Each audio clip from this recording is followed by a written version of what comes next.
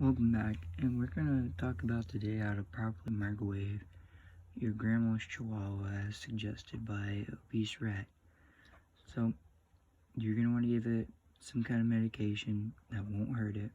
Just knock it out, and you'll want to stick it in there for, let's go, just do 30 seconds. And if it's really warm, take the dog out. Nothing will be harmed about it.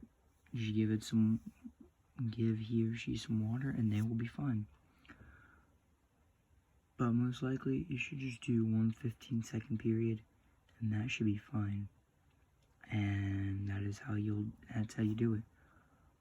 Also, announcement here.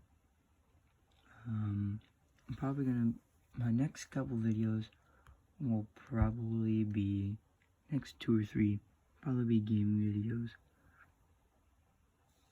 One will be me re-showing my Fortnite locker again. I'm gonna do that again. It's been updated since the last time I did it, so we're gonna do another update on it. Might just have a video of me doing some building on there, just to show some improvement from the last gaming video I did over everything. Last time I played and everything and recorded. And then after that, I think I'm gonna start a series over the forest, and I'm gonna play it.